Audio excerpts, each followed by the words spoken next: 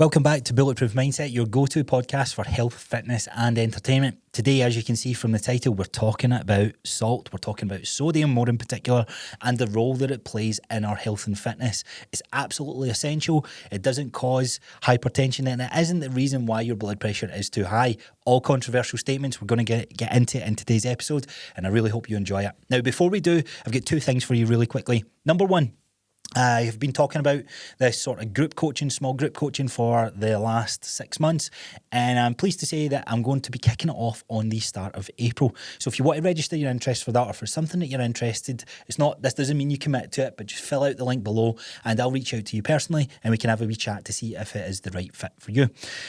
Also going to be doing an online version of this, so if you can't make it to the studio over in Airdrie, not to worry, there's going to be an online version where you and a bunch of other people start the journey together and I will coach you guys virtually as opposed to in person. The second thing is, look, it's been a wee while since we've been pushing the ratings. The ratings have fell flat on its backside, so if you haven't left a 5-star rating on Spotify, head over there right now and leave a little 5-star. It's the best way to support the show. Or if you're watching on YouTube, comment below, share it with a friend, show some love, play it forward. And it's the best way to help me grow the show and get into these fascinating topics. So without further ado, I hope you enjoyed today's episode.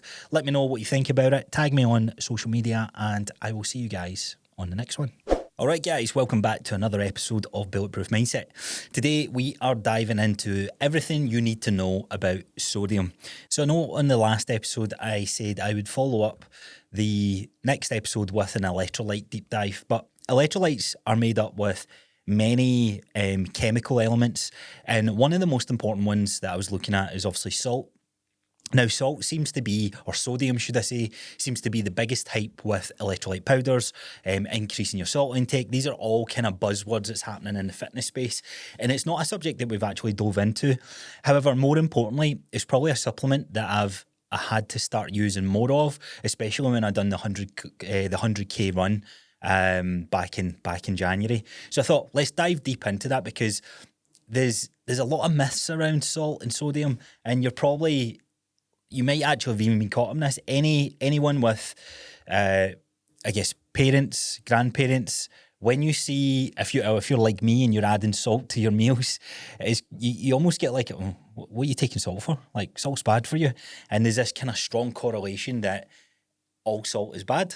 But it could be the reason why you're feeling dizzy, why you're feeling tired, lethargic, because there's a lot that goes into this chemical compound that we call sodium. So this isn't going to be a science lesson. I was looking at some of the research back and forth. It's very easy to get lost in the weeds. But my job here on this podcast is to guide you through, right? So I'm speaking to hundreds, if not thousands of you guys throughout this episode. And this episode stays up for forever, really. And basically, I want you to understand the importance that having salt and sodium in your daily life, the part that it can play and what that means for your nutritional diet as and when you change things and as and when you exercise.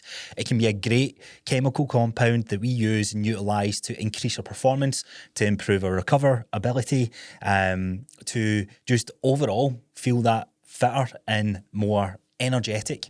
But there's a catch with any compound. Now, it's going to be very hard to be specific guidance to each one of you guys. You would have heard me refer back in previous episodes. When we talk about anything when it comes to nutrition, think of you having your own nutritional fingerprint, right? There's no one person that has the same fingerprint as someone else. It's our own biological identity. And that's what we almost have, this biological identity fingerprint when it comes to our nutritional fingerprint. So this is why some guidance for some people might not work for someone else and vice versa. But my job, as I said here, is to guide you through that path. So the best analogy I can think of is it's like the bowling alley, right? I am the rubber things that come up at the side. I'm not going to guarantee you're going to hit a strike, but I'm going to get you down that fucking alleyway, right? So let's dive into it. So first, let's break down what is sodium. And actually, another wee side note: we're going to touch on potassium throughout this episode as well. These two are pretty much go hand in hand. There's like a 2-to-1 ratio it's referred to. I'll get onto that later in the episode. But how much do you actually need? Whether you need to go for powders, whether you can just go for table salt, or what's the difference between table salt and these sort of Himalayan salt, or Celtic sea salt. And what is the difference between them all? Now, the best thing you can, or the best kind of frame of mind to put yourself in is that sodium is like our body's battery, right? This is, or there is many things that goes into the body's battery, and sodium plays a big part in that electrical charging signal. And it plays a part in its power to hydrate the body, hydrate the brain, and communicate to our central nervous system to fire and contract and tell our muscles in our body to do the things that we want it to do, especially our muscles. Now, without enough charge, things don't work as efficiently or as properly as they could. Without too much charge, then you can imagine what happens. There can be a crash, there can be a bang. So it's about finding the balance with these positive and negative charges. Now, one thing that I found really interesting in this, and I'm actually fascinated by this whole learning journey that I go on with just health and fitness. Throughout high school, wasn't a huge fan, right? Especially like chemistry, biology. But see, the more I get into the nutritional world, I'm looking at the periodic table throughout this, and one of the guys that I look up to and consume a lot of his information, he made the point that said, see the pluses and the minuses on the periodic table? Well, that's these positive and negative charges that we need within our body. And I'm going off on a bit of a geek tangent here, but I found this so fascinating. I was like, I would have loved this in high school. No, I would have loved to have loved this in high school, and I probably heard the same information back then, but I just didn't care enough. I just wanted to play my Xbox, hang out with my friends, and just be a kid. But I guess as part of maturing in life and finding your passion and purpose, because it'll make you do the things that not necessarily you don't want to do, but I guess you need to do to help. Well, in this scenario, help more of you guys. Right, so what is sodium and why does it matter? So a simple definition of sodium is just an essential mineral, basically, that helps control hydration, nerve function and muscle contraction, as I said. Now, hydration is an important one here, because if you just keep drinking water, that doesn't necessarily mean you're hydrating your cell. We need enough sodium, or enough balance of sodium in our body, to utilise this hydration. This is like the working blocks. Imagine like it's better to stick with an analogy of electric signals, but imagine you are just firing a ton of charge into one socket, right? The socket's supposed to turn on the TV. Well, sodium would be like that wire, the plug, going into the socket and switching that TV on. It's the connection that runs the signal, or connects all these different cells throughout our body. And without that connection, then it doesn't matter how much charge we put through that socket. If there's no plug going into it, then it's not going to be able to go anywhere. It's just going to overheat, or just simply not do anything. So you have differences between salt, and this is an important one, that you've got like table salt, you've got Himalayan salt, Celtic sea salt, and a variety of other ones. Now, is there a better salt to take? What is the better one to use? Well, the difference between table salt and most other salts like Himalayan salt or Celtic sea salt is the refined processing that goes into it. So table salt is very much engineered, and I guess could be referred to as one of those ultra processed types of do you call salt a condiment? I should probably actually look that up. I was going to say seasoning, but salt is in fact a condiment. So table salt is one that is ultra refined, ultra processed, and when you kind of break down how many minerals are in it, there is 2. Okay, every other one has at least 6 or 7, and other I guess natural things that are found in, whether it's the rock or whether it's the sea, and that is mainly the difference between all those different salts. Now, when you hear salt, that doesn't necessarily mean that is pure sodium, and that's where it can be diluted a little bit. So for every gram of salt, so if you weigh a gram of table salt on the scales, you're getting roughly about 370 milligrams of sodium. Now, if you do that with pink Himalayan salt, it's all pretty much the same. So see, when you're looking at your nutrition packet or you're tracking your food on MyFitnessPal, go down to if you look at how much salt you've had, that won't be a 1-to-1 ratio. It's usually like maybe just over 30% of that would be considered to be of sodium. Now, in terms of the better one, well, you are always better to get it more naturally, right? And we'll come on to like the nutrition part of this later in the episode, but I just want to highlight what is the difference between table salt and all that, because that's where there is this sort of scarcity mentality around, oh, don't touch salt, salt's bad for you and all that sort of stuff, which of course we'll come on to next. So recapping there, sodium is a essential mineral that we need to have within our body, and we can get it from a variety of differences in terms of food, in terms of how processed the food is, or we can just add salt to our meals, or in fact take electrolyte powders which just put in the actual gram or percentage of sodium. So, as I said, that is the wiring, right? That is what's connecting this electric signal to our body and getting things to function. Now, what role does sodium play in our health and fitness? Well, particularly you guys, active individuals, athletes. I guess we're all fucking considered athletes now if you do a high rocks, if you do a park run. But all joking aside, if you're regularly active, then it can be a very smart play, and it should be a play to replenish the sweat that you're going through. And I would even go as far as saying if you work quite a rigorously type job where you are sweating on a day-to-day basis, replacing that loss of salt is a great thing to do, because it's like almost losing that connection, losing that internal wiring, because it's you're sweating essentially. So, and this is where it can, I guess you can get lost in the weeds, but your salt intake may change on a day-to-day basis. It may change on a week-to-week basis. It's all most likely going to be dictated by how active you are, how much you're sweating, the temperature of the place that you're in, what you're doing on a regular basis, how often you're working out, how long you're working out, and all these variety of different markers. But we'll get onto that in a little sec. Now, interestingly enough, if you're on a low-carb diet, then cutting carbs makes your body flush out more sodium. So you need to ultimately, or essentially, replace that.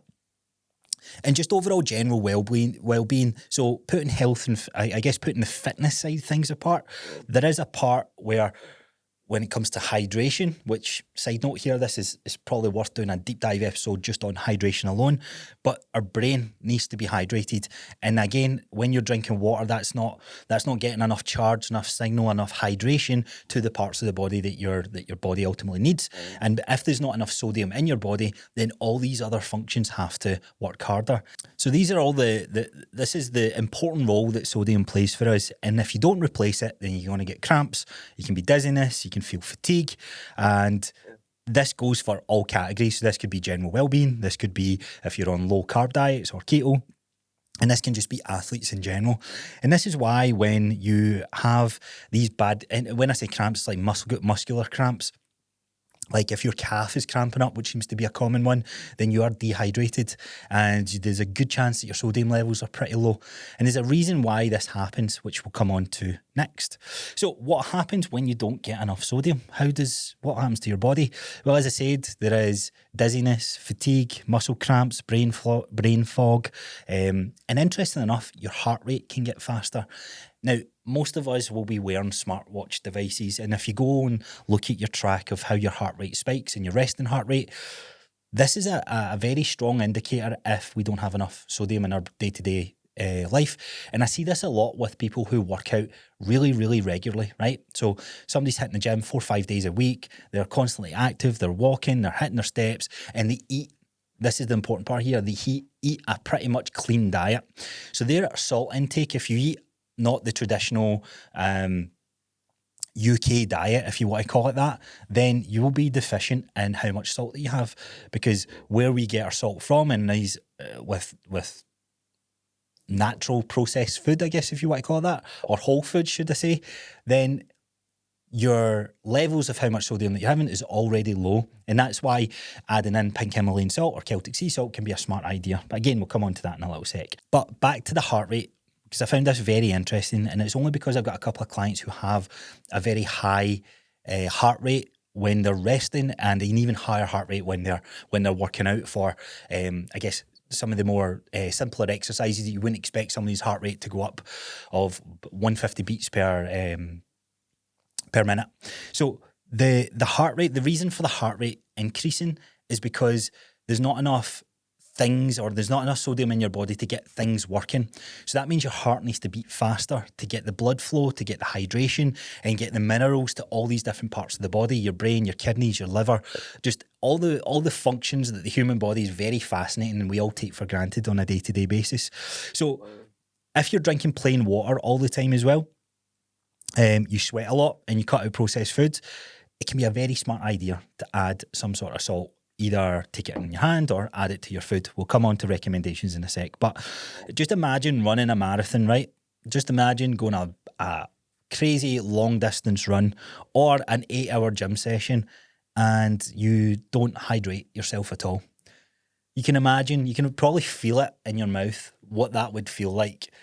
Your body will start to break down, and this is the importance, and this is where hand in hand these things are strongly correlated. Hydration and sodium is absolutely needed. It's not just drinking water. Again, that's like putting charge into your body. We need that connection to our cells and getting this compound to do that for us. Okay, so let's talk about potassium for a second, because this is probably the most important part of this episode, and it's the backing as to why the advice is cut down your salt intake if you've got hypertension, or cut down your salt intake if you've got any sort of heart condition or cardiovascular condition. This is where the imbalance then plays.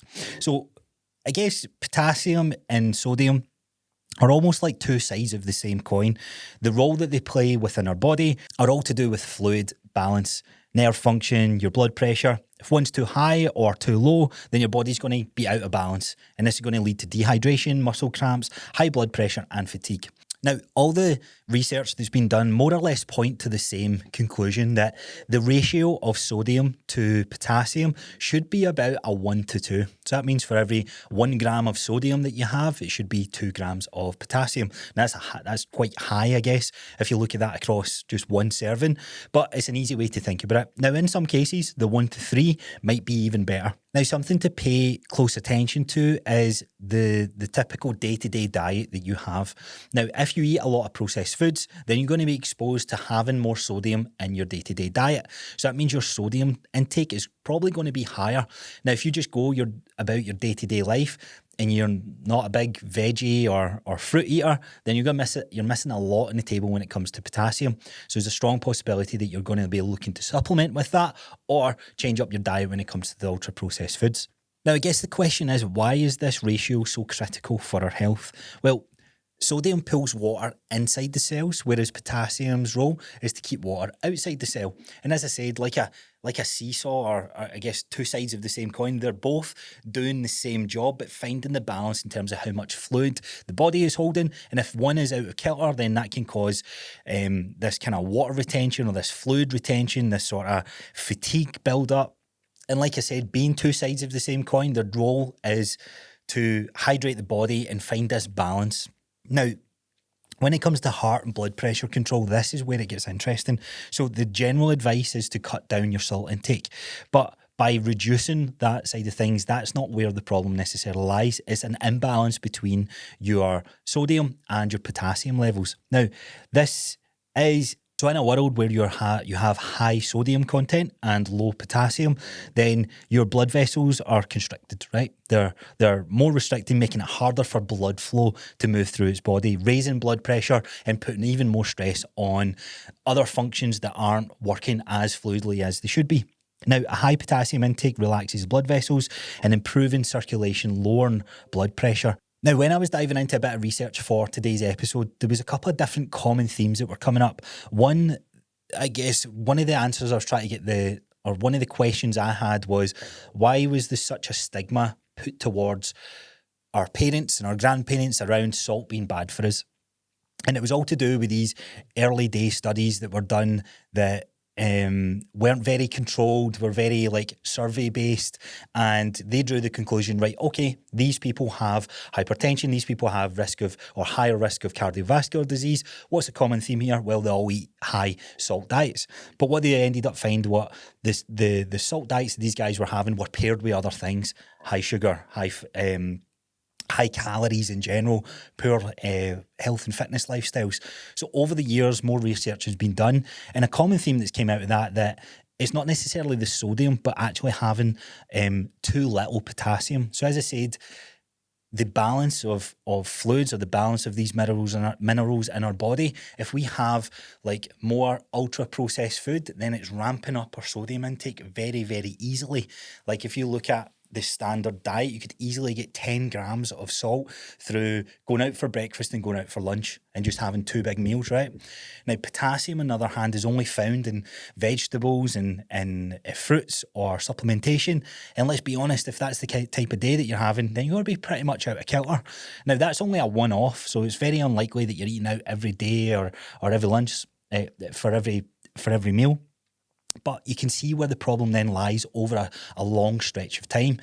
And that's what's been found through more recent data, where when we break it down, if we don't have enough potassium in our body, then we've got high blood pressure. Without enough potassium, your body's going to hold on to more sodium, and that's going to increase your blood pressure because there's an imbalance on those the cells to allow blood flow or be too restricted in the blood flow. We've got muscle weakness and cramps. Potassium, again, is going to help those contractions. Too little is going to lead to just spasms and fatigue. So if it's constantly spasms that you're getting, then you're out of kilter with your sodium intake, out of kilter with your potassium intake. Sorry, brain. I can always struggle with this one. Brain fog and fatigue. That again, balancing the levels of energy production and nerve function, and so on. So a real world example would be people following a high salt, low potassium diet. Right? What would that look like? Well, fast food, any sort of fast food place, that's how they're designed. Snacks, not a lot of fruit and veg. And that often you'll experience bloating, you'll feel higher blood pressure, you actually feel dehydrated. If anyone has had a Chinese takeaway and you wake up the next morning, you're like, oh man, I'm so dehydrated. Well, it's the MSG and the other things, like we're only talking about just the role that sodium plays, but there's other things that get put into ultra-processed foods, and it can be very hard to pinpoint what is the right answer, what is the fix, and that's why this is so complex. But the more whole foods we have, the more we have control over our nutritional intake. Right, so how do you fix your sodium to potassium ratio? We'll come back to this in a sec. Well, the main thing is we need to look at where can we get potassium from. So let's say potassium-rich foods. We've got bananas, avocados, potatoes, spinach, coconut water, beans, lentils, oranges. In terms of the best one, right, if you look at a medium sort of baked potato, you're going to get 900 milligrams per potato that you have, right? Most people would have 1, maybe 2 baked potatoes. And that can be more than enough from one serving of your sodium. Bananas are about 422 for a medium big banana. Avocados are pretty high, again 975 milligrams. There's a lot, and you can look this up online yourself and sort of work out how do you find the right balance. But just bear that in mind, right? I would say there's 2 parts to this, right? So if you're someone who's got whole food, a very rich whole food diet, and you don't regularly eat out, and you're pretty kind of dialed in on a day-to-day basis with the same foods and all that sort of stuff, then your sodium levels are probably pretty low. And if you start to increase them, perfect. And if you're getting enough vegetables and enough fruit in your day-to-day basis, then cool, you'll have the sweet spot there.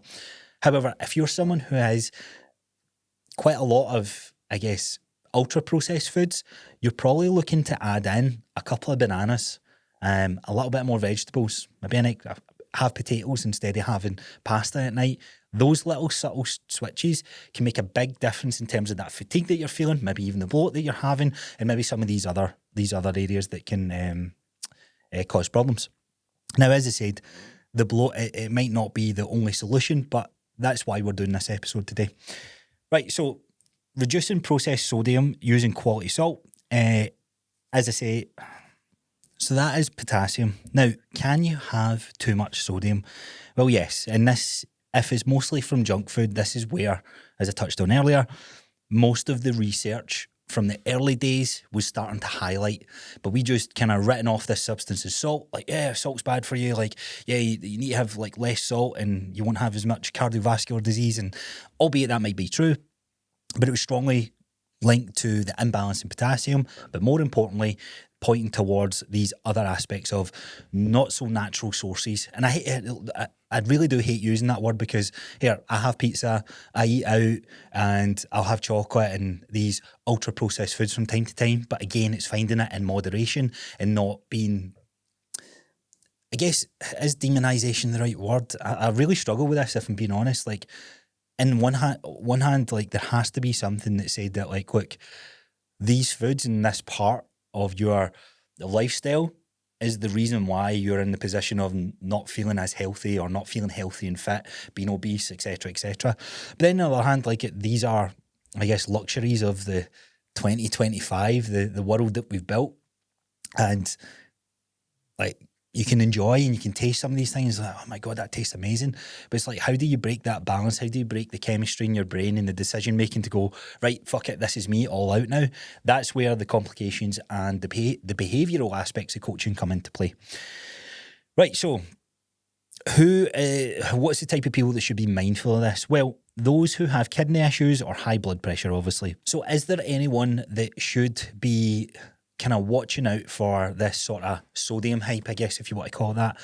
Absolutely. I think if you are constantly eating out, and let's say you join a run club, let's say you join a community-driven group that has more endurance events, because let's be honest, the bodybuilders, or I guess the gym goers necessarily, there isn't too much of a big push around having these electrolyte powders and all this sort of thing that has typically a high sodium or a high frequency of sodium put into it.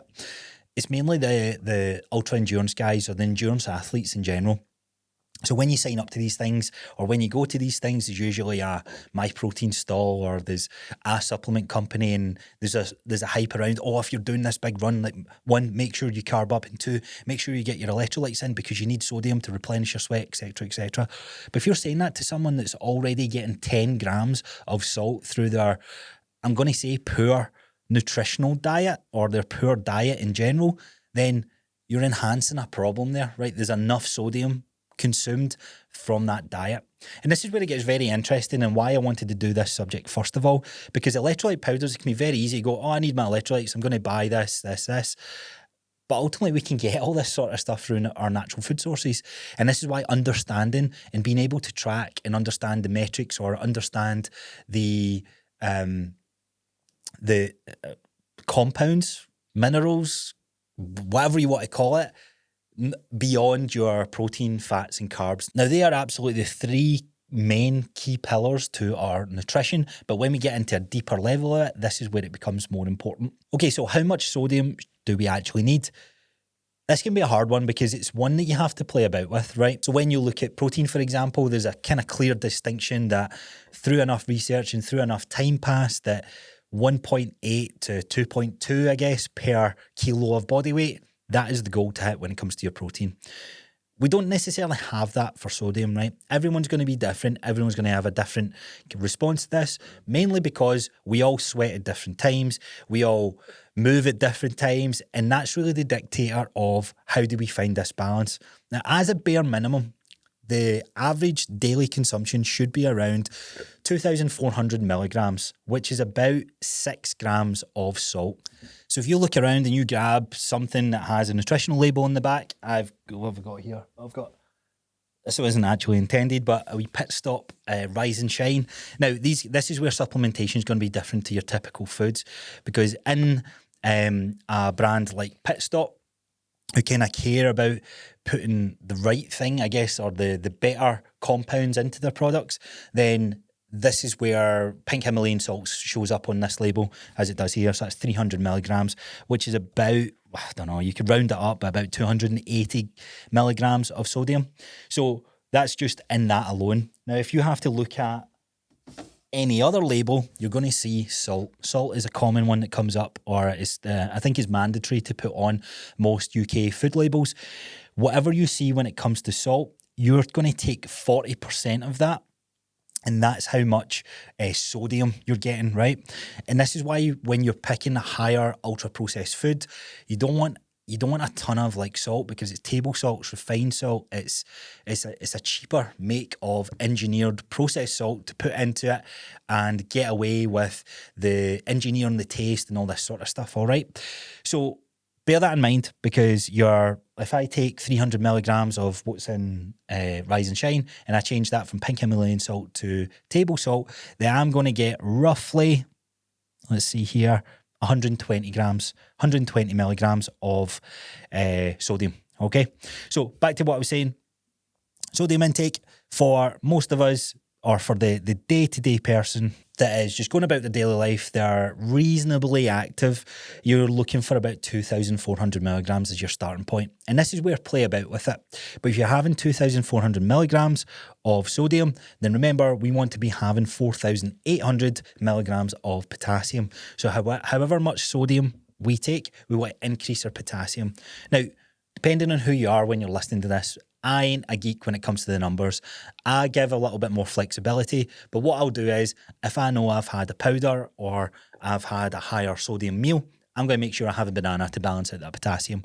And that's going to help with not only my digestion, but how better I feel when it comes to some of these other foods. And that's kind of a nice little go-to strategy for you guys out there who are the same as me, and you splur, you have date nights, you have these meals out. It's a good idea to make sure that you've got your potassium content in there as well, right? When it comes to who needs more than that, well, this is going to depend on how much you sweat, right? Everyone's going to be different, but I would say if you're doing an hour session in the gym and you're relatively sweaty, then replace that with at least 300 milligrams of sodium. That's I guess a lower ballpark number, but you're going to have to work out how much water how much water you're losing, and that's why the hydration episode is going to be the next episode we do in this, for you to be able to retain a little bit more information, because already I know I might have lost some of you guys in the weeds with this. So signs that you need more sodium, again, they're very similar to the potassium one, so just watch out for this. But if you're eating whole foods all the time, and you've got cravings, you're dizzy, you've got headaches, you're low in energy, then there's a strong possibility that we want to bump up the sodium intake a little bit. Now, again, let's think about sodium being like a body's Wi-Fi signal. If it's too low, everything's going to be slow and not work as properly. So it's like a way of ramping the signal up, or plugging the Ethernet cable straight into the device, which is your body. I'm on it today with analogies. Right, so what do we do, or what should you do when you are picking your choice of where to get your sodium from, right? So I guess first things first, you need to look at your nutrition, right? Look at your diet. What typical foods are you having on a day-to-day basis? Are you making them yourself? Are you eating out? If you're eating out, you're probably getting plenty of salt, right? You probably want to put your focus into increasing your potassium intake by having a couple of bananas, right? Having a few bits of fruit, or you can go down the supplementation route. But when it comes to everyone else, if you are, I guess, get more of this kind of whole food approach, then using a sea salt or a Himalayan salt is easy, right? It's nice and easy. It's easy to measure. It makes the food taste a little bit better, and it's a nice natural intake, right? You're not going to have any imbalance, and you also get, I guess, traces or a little bit of potassium, magnesium, nowhere near how much we're going to need, right? It's a nice, good, natural substance for us to take. But just remember, if you're increasing your potassium, you're not getting anything else with that. Now, electrolyte powders, on the other hand, will provide the balance of, if you increase your sodium, it's going to typically have potassium in there as well. And there's other product or other compounds that sit within that are very, very much useful, but we'll talk about that in a later episode. But this is if you are someone who is working out on a regular basis. Let's take an example of what I've been doing over the last, I guess, 15 weeks. So I've been increasing my running. I've been doing quite heavy conditioning days to get in and get my fitness levels up for a high rocks competition. And that has changed up my training style, which is meaning, well, it's not the reason why, but I am now sweating more in my workouts profusely, right? It ain't attractive. My sodium levels might be low, but the bill for the house in terms of the amount of washings I'm needing to do is going up.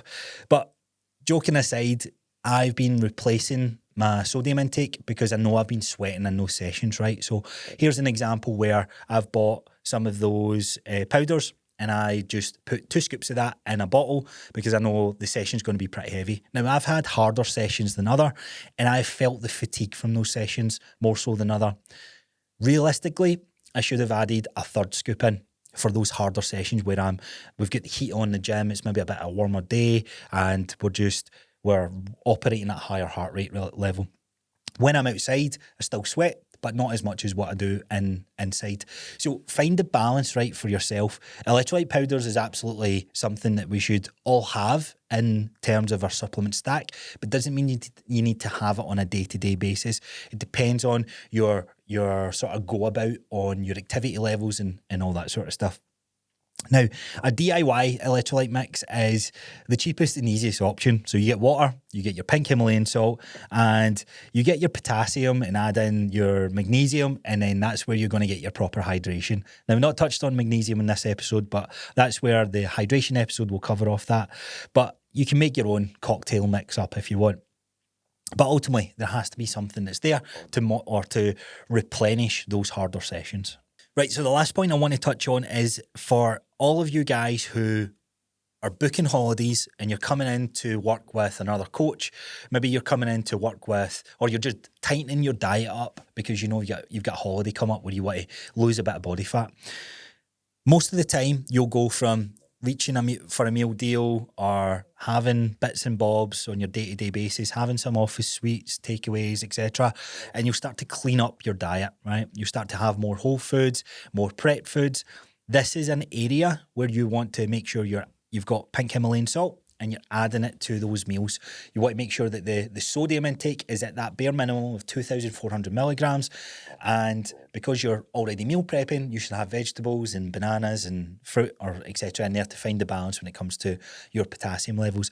But this is the biggest mistake that not too many people talk about, is when they are eating these quote unquote unhealthy foods and they go to eat in a diet, they feel worse. They feel crappy. Well, guess what? It's an imbalance in terms of your sodium intake. So rather than just say, eating healthy is not worth it, it's the opposite, actually. It's like your body's, you've shifted everything, and then there's a mineral that we need to get the body working more efficiently and reap the rewards of eating a better calorie-dense or living a more calorie-dense lifestyle. And that is making sure you've got the right balance when it comes to sodium. So there you have it. Let's kind of recap. Sodium is essential. It's not evil, but it needs to be balanced with potassium, and we also need it balanced with some other compounds as well. Now, the main thing is the balance between sodium and potassium. We'll touch on some of the other things that can make some bigger differences in terms of balancing out your magnesium levels, etc.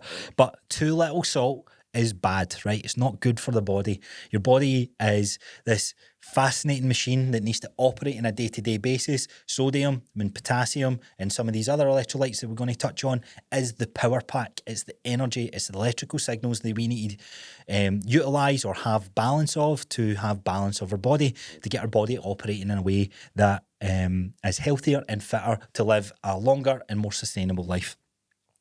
Quality absolutely matters. So if you're someone who is regularly eating takeaways, that's actually going to dehydrate you more and cause an imbalance in terms of how much sodium you're taking in versus potassium.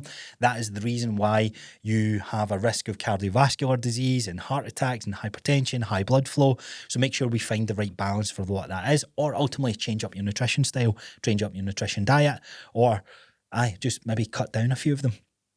You absolutely need to listen to your body. So if you're feeling fatigued, dizzy, tired, you might need more. You might need to bump up the balance a little bit more. Go with tracking your food for a week and look at what's in your food. I guess most of us are oblivious to the frequency of how much sodium we get on a day-to-day basis. So it can be a good exercise to track and have a look, but make a strong argument to say if you cook and prep most of your meals on a weekly basis, then you're pretty deficient in sodium if you don't add that. In terms of sources, as I said, quality does matter, so we want to refrain from using table salt because it's just engineered to be cheap, and you never really want the cheaper option.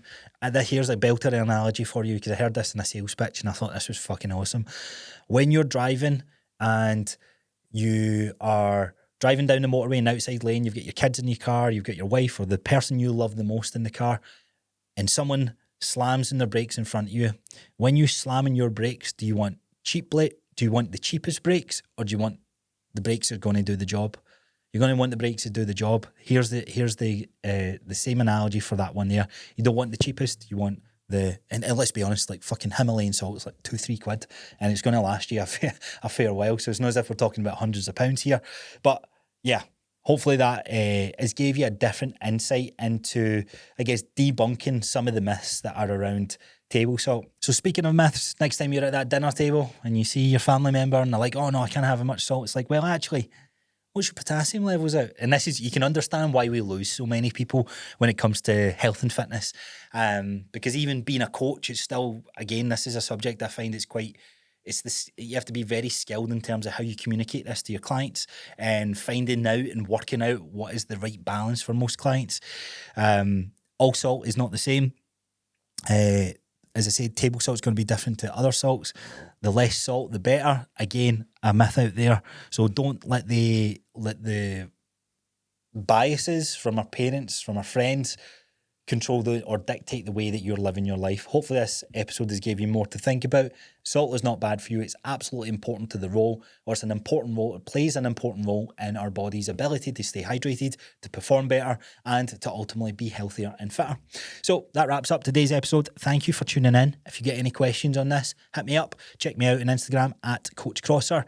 And I've been saying it for ages. I'll put a wee stamp at the start of this episode. If you want to register your interest to join the next intake of the small personal training or the small group personal training here at the studio in Airdrie, then fill out the form below. I'm also going to launch an online version of this where I think I'm going to cap it at 10 people. I'll see what the demand is there for it. But if you can't make it to Airdrie, then no worries, there's going to be an online version of the small group personal training. It's just going to be more virtual sessions as opposed to in-person sessions. But if you're interested in either or of these, register your intake below. We're going to be kicking off on the start of April. And yeah, I'm really looking forward to getting this up and running. It's something I've trialed and done different things to tweak it in the past. But I'm excited to launch this new part of the business for Bulletproof Coaching.